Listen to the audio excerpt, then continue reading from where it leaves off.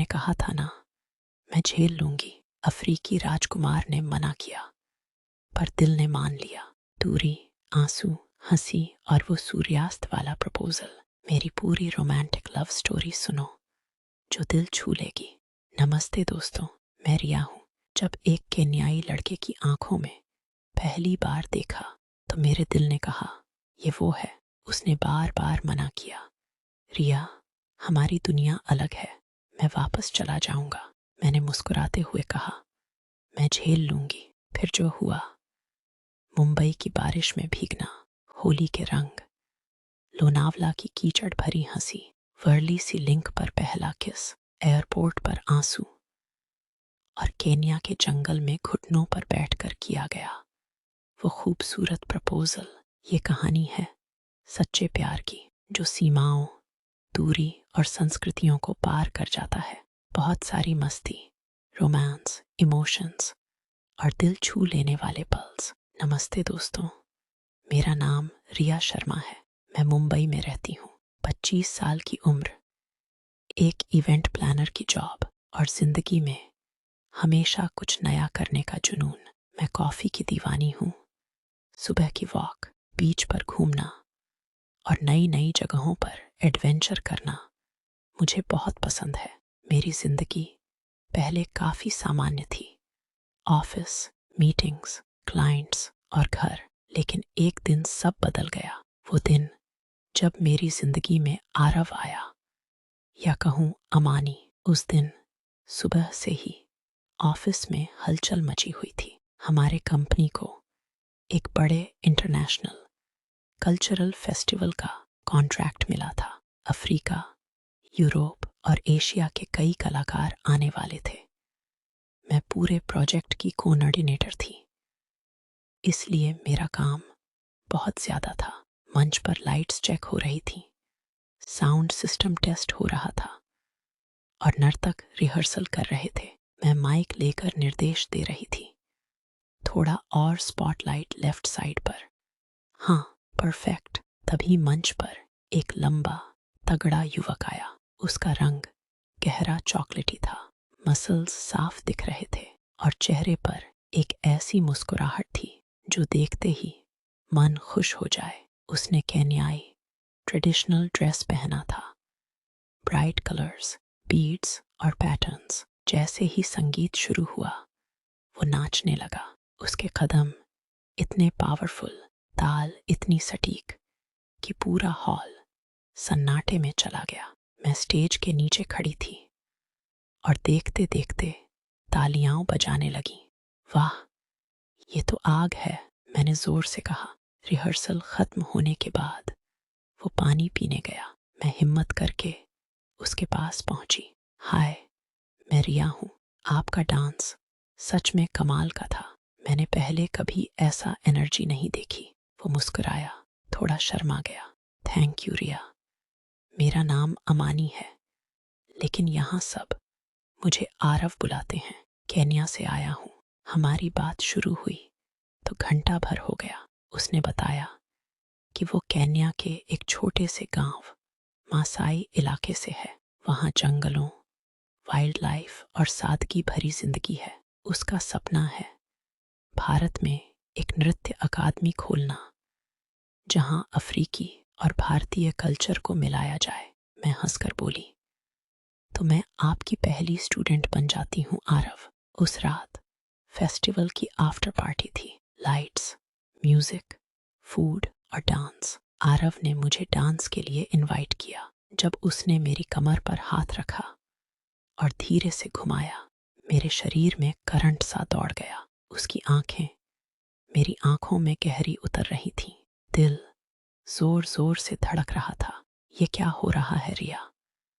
तुम तो कभी किसी से इतनी जल्दी इम्प्रेस नहीं होती, मैंने खुद से कहा। पार्टी के बाद वो थोड़ा गंभीर हो गया। रिया, मैं यहाँ सिर्फ 3-4 महीनों के लिए हूँ। वीज़ा लिमिटेड है। हम दोनों की दुनिया बहुत अलग है। मैंने हंसते हुए आंख मार कर कहा, मैं झेल लूंगी आरव। दोनों हंस पड़े, लेकिन उसी पल मुझे पता था कि ये सफ़र आसान नहीं होगा। अगले दिन से हमारी मुलाकातें नियमित हो गईं। मैंने उसे मुंबई घुमाने का प्लान बनाया। पहला दिन मरीन ड्राइव। शाम को हम बेंच पर बैठे थे। समुद्र की लहरें टकरा रही थीं। हवा ठंडी थी। मैंने 2 आइसक्रीम कॉर्न्स खरीदे। आरव ने पहला कौर लिया तो उसकी आंखें बड़ी हो गईं। ये तो बहुत स्वीट है, हमारे गांव में तो फल ही खाते हैं। मैं हंसी। तो आज से तुम्हें इंडियन स्वीट्स और स्पाइसी फूड की ट्रेनिंग दूंगी। फिर जुहू बीच। हम पैरों में रेत भरकर घूम रहे थे। आरव ने मुझे समुद्र में घसीट लिया। लहरें आईं और हम दोनों भीग गए। मैं चीखी, आरव, मेरी ड्रेस खराब हो गई। वो हंसता रहा। ये तो केन्या की बारिश जैसी है रिया। स्ट्रीट फूड का एक्सपीरियंस सबसे मस्त था। वड़ा पाव, पाव भाजी, दही पूरी। आरव ने वड़ा पाव खाया तो मुंह लाल हो गया। रिया, ये तो मेरी उंगली जितना तीखा है, पानी दो। मैं पेट पकड़कर हंस रही थी। फिर मैंने उसे मसाला डोसा खिलाया। वो बोला, ये तो स्वर्ग है। कोलाबा काजवे पर शॉपिंग। आरव ने इंडियन कुर्ता ट्राई किया। जब वो केबिन से निकला तो मैं लौटपोट हो गई। आरव, आप बिल्कुल शाहरुख खान लग रहे हो। उसने मेरी तरफ देखा। तो तुम मेरा केन्याई ड्रेस ट्राई करो। मैंने चुनौती ली। रंग बिरंगे अफ्रीकी प्रिंट वाला फ्लोइंग ड्रेस पहना। जब मैं बाहर आई तो आरव खड़ा खड़ा मुझे देख रहा था। उसकी आंखों में एक अनोखी चमक थी। रिया, तुम बहुत खूबसूरत लग रही हो। मेरे गाल लाल हो गए। हम दोनों कुछ देर चुप रहे। सिर्फ भीड़ की आवाजें सुनाई दे रही थीं। लोकल ट्रेन का सफर यादगार रहा। ट्रेन पैक थी। आरव मुझे भीड़ से बचाने के लिए आगे खड़ा था। एक आंटी ने कहा, बेटा, ये अफ्रीकी लड़का कितना जेंटलमैन है। हम दोनों शर्मा गए और फिर हंस पड़े। होली का त्योहार आया। मैंने आरव को अपने दोस्तों के साथ होली पार्टी में बुलाया। मैंने उसे गुलाल लगाया, वो भी मुझे। रंगों में सनकर हम नाचे। आरव के केन्याई स्टेप्स और हमारी बॉलीवुड स्टाइल का मिश्रण देखकर सब हंस रहे थे। एक बार वो फिसला और हम दोनों गिर पड़े। कीचड़ और रंग में सने हम हंसते हंसते लौट गए। दांडिया नाइट सबसे मजेदार थी। मैंने उसे स्टेप्स सिखाए। वो बार बार भूल जाता। रिया, ये बहुत मुश्किल है, लेकिन फिर भी वो कोशिश करता। जब हमारी जोड़ी परफेक्ट हुई तो सब तालियां बजाने लगे। एक वीकेंड हम लोनावला गए। बारिश हो रही थी। हम पहाड़ी रास्ते पर घूम रहे थे। अचानक आरव फिसला। मैं उसे पकड़ने गई तो हम दोनों कीचड़ में गिर पड़े। चेहरे पर कीचड़ लगे देखकर हम खूब हंसे। आरव ने मुझे गोद में उठाया। तुम मेरी सबसे सुंदर बारिश हो रिया।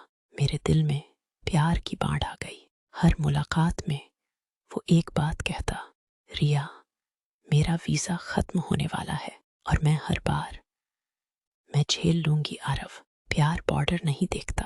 वर्ली सी लिंक पर एक शाम बाइक पर सवार होकर हम घूम रहे थे।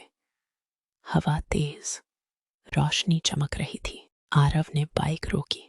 रिया, तुम्हारे साथ हर पल इतना खूबसूरत है कि मुझे डर लगता है मैं तुमसे प्यार करने लगा हूं।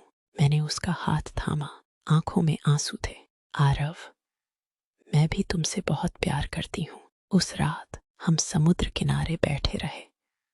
उसने अपनी गांव की कहानियां सुनाई। मासाई योद्धाओं की, जंगलों में घूमने की, सितारों के नीचे सोने की। मैंने अपनी मुंबई की भागती जिंदगी, सपनों और डर की बातें बताईं। हम घंटों बात करते रहे। आरव के जाने का दिन आ गया। एयरपोर्ट पर हम रो रहे थे। रिया, मैं तुम्हें दुख नहीं देना चाहता था, उसने कहा। मैंने रोते हुए जवाब दिया, मैं झेल लूंगी, लेकिन तुम्हारे बिना कैसे। वो चला गया।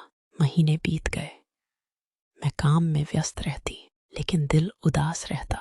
फोन पर बातें होती, लेकिन दूरी महसूस होती। एक दिन उसका मैसेज आया, रिया, मैं तुम्हारे बिना अधूरा हूं। मैंने फैसला कर लिया। जॉब छोड़ी, परिवार को समझाया और केन्या के लिए फ्लाइट बुक की। जब मैं उसके गांव पहुंची तो आरव हैरान रह गया। रिया, तुम सच में आ गई। उसकी आंखें नम थीं। मैं मुस्कुराई। मैंने कहा था ना, मैं झेल लूंगी। अब तुम्हारे बिना नहीं झेल सकती।